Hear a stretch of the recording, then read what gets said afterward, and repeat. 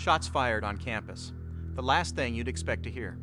The odds of being involved in a situation like this are similar to your chances of being struck by lightning.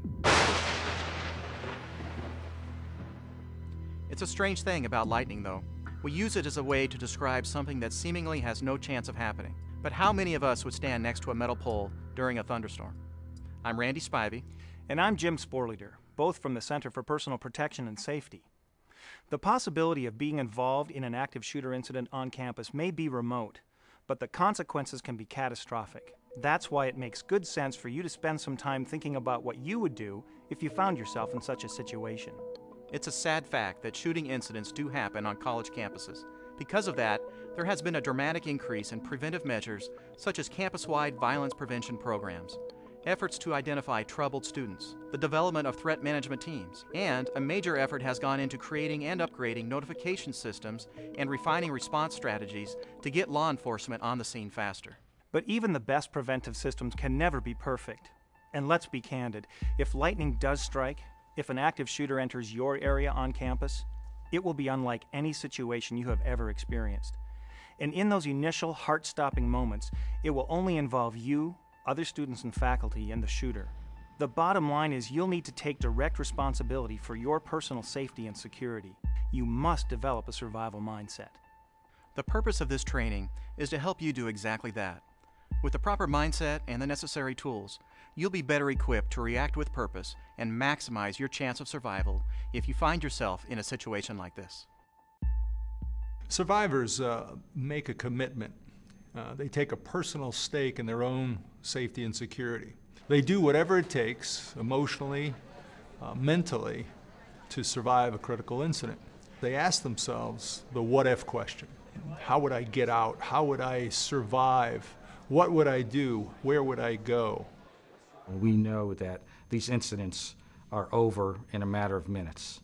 Most often, they're over before law enforcement is able to respond. Your survival mindset is like a protective shield comprised of awareness, preparation, and rehearsal. Awareness involves taking the time necessary to gain a basic understanding of an active shooter situation. Preparation is asking yourself the what-if questions that will enable you to develop effective response strategies. The last component, rehearsal, is practicing your plan.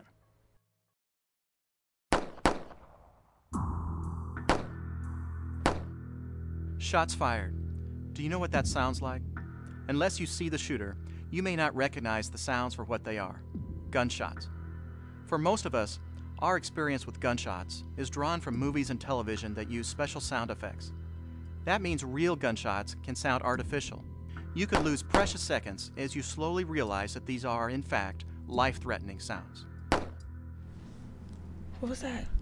That was a gunshot. In a situation like this, most people, when they hear these types of sounds, having maybe never heard gunshots at all in real life, have really no idea what to expect. And it's not unusual for them to think that they're anything but gunshots.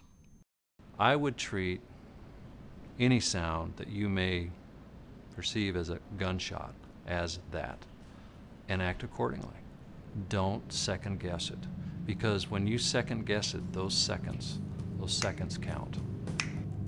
Those are gunshots. So what should you do in those precious first seconds? You'll need to figure out what's going on and make immediate decisions. How are you going to survive this situation? Will you get out? Is there a path of escape? Will you hide out? Is there a chance to get where the shooter might not find you? Or will you find yourself in a situation where the only option is to try to take out the shooter in whatever way you can? These are serious decisions. That's why the survival mindset is so important to develop. Research shows that there's a real difference between reactions of people who've been trained to face stressful, life-threatening situations and those who have not. The first response is the same in both groups, startle and fear. But the reactions between the two begin to differ immediately after that. People who've gone through training, people like you, feel anxious, where the untrained and unprepared begin to feel panic. Trained people begin to recall what they've learned. The untrained fall into disbelief. Are those gunshots? At this point, the divide between the two starts to get wider. I can't believe this is happening. While the untrained are lost in denial, this can't be happening to me. The trained are preparing to act just as they've rehearsed. Finally, as the untrained descend into helplessness, We gotta get out of here. the trained commit to action based on a survival mindset. Those are too close. So that mindset is preparing yourself for the eventuality that it might happen, and that if it does happen, just tell yourself, I will survive. A survival mindset enables you to act quickly and effectively. Let's go back to the foundation, awareness. When you get on a plane and the crew asks you to note the nearest exit, they're not trying to create fear. They're certainly not trying to make you afraid to fly. They're just trying to make you aware, providing information so you can develop the survival mindset for that situation. They know that if there is an emergency, getting you in a predetermined mindset will help you take rapid, effective actions in a stressful situation. They want you to be mindful, not fearful. If you're mindful, you'll be better able to make that first critical decision. Take a tip from the airlines. Like noting the emergency exits, it may only take a minute or two to look around your environment and make some mental notes about how you'd handle an active shooter situation. When you walk into your classroom, take a look at the exits. Take a look at what is available if I had to hide behind it, if I had to use it as a buffer between an assailant and myself. Well, it's important for students as they walk around their campus to ask the what-if questions. What would they do if somebody came in with a gun and actively started shooting? Think of all the contingencies. What are you going to do? Where are your escape routes? Where's the best access to call 911? Thinking about a situation before it actually develops is the best way to be prepared. Looking at your environment through the lens of survival will help you to take decisive action more quickly. Of course, it's also important to be aware of the people on your campus as well. The fact is, there's no profile of an active shooter. And while we don't want you to walk around campus paranoid that everybody you meet could be a violent offender, we do want you to pay attention to the things that seem out of the ordinary. Accepting that a situation like this could happen is the first step toward decisive action. So first, figure out the situation. What's going on? Where's it happening and who's doing it? Build your awareness using all your senses. Do it quickly and stay calm. Trust your intuition, your gut feeling. It's a built-in survival mechanism. Some people say it's knowing without knowing why, and it's an invaluable tool. For example, if you hear something that sounds like it might be a gunshot, assume that it is until you know otherwise. Once you figure out what's going on, you'll be better prepared to take action. If you determine that you can get out to a safer area, then get out and get out fast. Don't wait for others to validate your decision and leave your belongings behind. The best way to survive an active shooter situation is not to be where he is and not to go where he can see you. I'm on campus. I'm in Monroe Hall, and there's a guy here shooting people, and he's in a yellow hat. When you get out, immediately call out to let authorities know what's going on. Do not assume someone else is calling. If you have a cell phone, call 911 or use any campus emergency phone and be ready to give them useful information, and be persistent, as the phone lines may be jammed with other calls. Remember, no matter how good your school's mass emergency notification system is, they can't alert others until someone provides that first critical information. Calmly and quickly, tell them where you are and what's happening. In some cases, you may not be able to get out. The shooter may be between you and the only exit, or perhaps you would have to enter the area or the hallway the shooter is using. It might be safer for you to remain in place because you're well hidden and well protected. In any case, if you can't get out, then you must find a place to hide out. Find a place that will keep you hidden from the shooter's view and will provide some measure of protection should the shooter fire in your direction. If possible, avoid places that might trap you or restrict your options of movement. Once you've found your spot to hide out, you'll want to keep out the shooter. Hiding in a room that can be locked and that has plenty of things to hide behind is best. Blockade the door with heavy furniture, even if the door can be locked. If the shooter is nearby, though, just lock the door and get totally silent. Turn off any radios or other noise-producing objects in the room that might alert the shooter to your presence. And don't forget to silence that cell phone or pager if you have one. As soon as you have an opportunity, and without attracting the shooter's attention, call out to 911. If there are two or more of you in the same place, do not huddle together for mutual protection or moral support. Spread out. Those are too close. Spread out. It's much easier for someone to shoot a group of people who are huddled in one place than if they are scattered around the room. Even if you're in a small room, spreading out will give you options and make it harder for the shooter if he does get into your hiding place. When spreading out in a room, quietly talk about what you'll do if the shooter enters. Whichever action you're taking, whether it's get out or hide out and keep out, you should help out where you can. Help others escape as you go. Help prevent others from entering the danger area. If someone near you has a life-threatening injury, if possible, provide first aid and keep them alive. Let others around you know what's happening and try to maintain calm and help them focus on survival. Keep in mind, as events unfold, you must continue to figure out what's happening so you can adjust your actions accordingly. What if an incident begins while you're on your way to class or walking across campus? If someone starts shooting, stay in motion and find protection. It could be a tree, it could be a wall. Anything that will give you some protection while you figure out the situation and see if you need to do more. Classrooms and lecture halls like this are unique to college campuses, and they've also been the location of prior critical incidents. What could you do if a shooter enters a place like this? There might be some opportunities to get out, either through other doors or perhaps a window. But realistically, people in the center of the classroom may not have the opportunity to get out.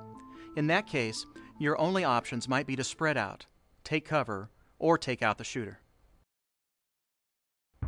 Unfortunately, you may find yourself in the same room as the shooter, maybe even face to face. You have to assume that his intentions are lethal to you, that his presence is a very real threat to your life. If a shooter has decided to shoot everyone he comes across, he'll probably succeed unless you stop him.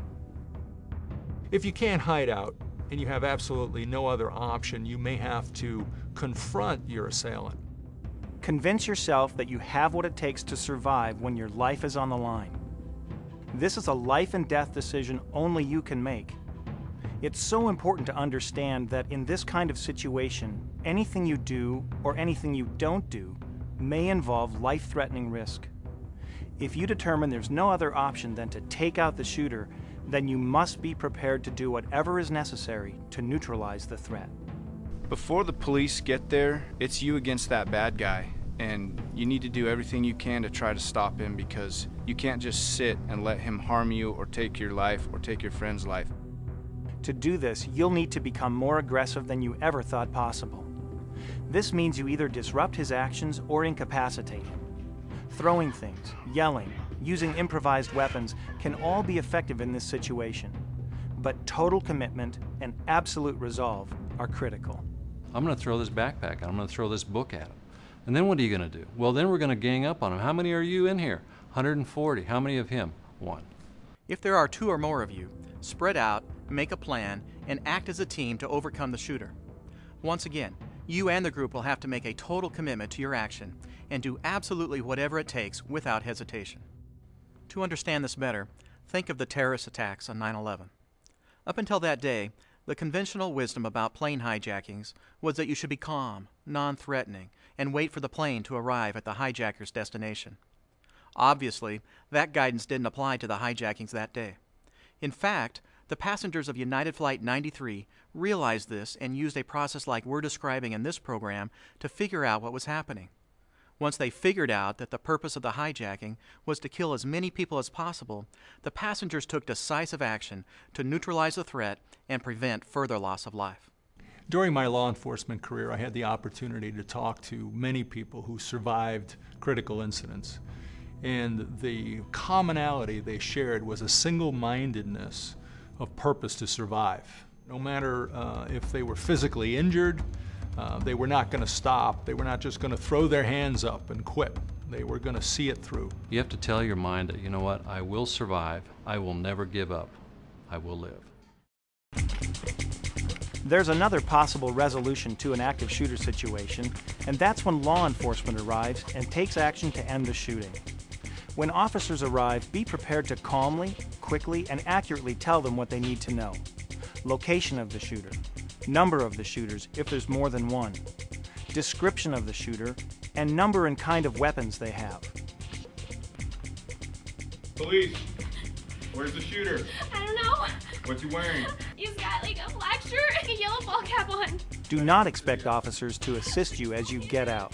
Okay, stay here. Their first job is to stop the shooter and end the bloodshed. Law enforcement is trained to go to the sounds of the gunshots and eliminate the threat. If you're in a room and an emergency response team comes in, you must not present a threat to them. Do not point at them or the shooter. Do not scream or yell. Be quiet and compliant. Do exactly as they say. Remember, they have no way of knowing immediately whether you're one of the bad guys or not. Police department, show me your hands! The officers have been taught that hands kill, and they're trained to first look at people's hands. So raise your arms, spread your fingers, and show them your hands as you drop to the floor. The first thing we need to do is make sure that you're not a threat yourself, so we need to see your hands. They'll know immediately that you're not armed or aggressive. That will help them focus on anyone who is armed and prevent them from mistaking you for the bad guy in a very dangerous situation. Remember, they have to begin by assuming everyone is a threat. Get out of the way! Get out of the way! Go! Don't come running up to us. Don't do anything that we could perceive as threatening. Have your hands in plain view. Be as calm as possible, and then be prepared that we probably won't spend a whole lot of time talking to you because we have to go address the issue. It's important for you to realize there are differences between an active shooter and a hostage-taking situation. The hostage-taker wants to use people as leverage to achieve a goal. This is very different than an active shooter, who is there to take lives. If you find yourself in a hostage situation, remain calm, follow directions, and wait for the authorities to resolve the situation. In a hostage situation, you want to exercise patience, you want to be compliant, and you want to give the authorities a chance to reach a negotiated resolution. Historically, the vast majority of hostage situations are resolved through negotiations and end peacefully. But if the situation changes and someone is actually walking around with a gun shooting people, you're in an active shooter situation.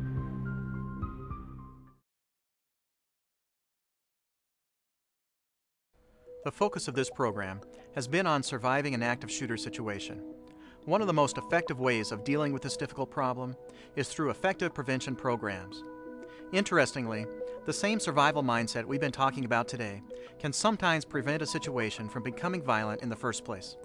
There may be warning signs or behaviors of concern that something is wrong. We do see pre-incident indicators. We do see some behaviors that might suggest the possibility of eventual violence.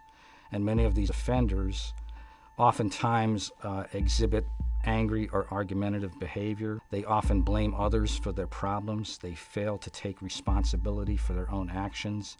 They're what we would call injustice collectors. They perceive every slight as a major issue that they have to take action upon. If you're suspicious about something or you really have an uncomfortable feeling, far better to report those types of observations and feelings than to just disregard them and hope that they're going to go away. You have many options when it comes to passing this information on to someone who can act on it. You have your campus law enforcement agencies, you have your RAs, you have your professors, you have your counseling centers. Take advantage of one of those options. If you wish to maintain your anonymity, there's ways to do that and still get the information to someone who can take some action on it and potentially prevent a tragedy.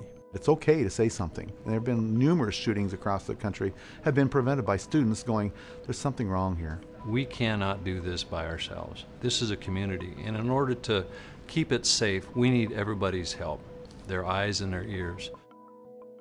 Hopefully, your college or university already has a violence prevention program in place that provides specific guidance on how to maintain a campus free from threats and violence. Remember, it's everyone's responsibility to keep the campus safe. Shots fired on campus, a sound you hope to never hear. But if lightning does strike, you'll always have a weapon, a survival mindset. You can survive.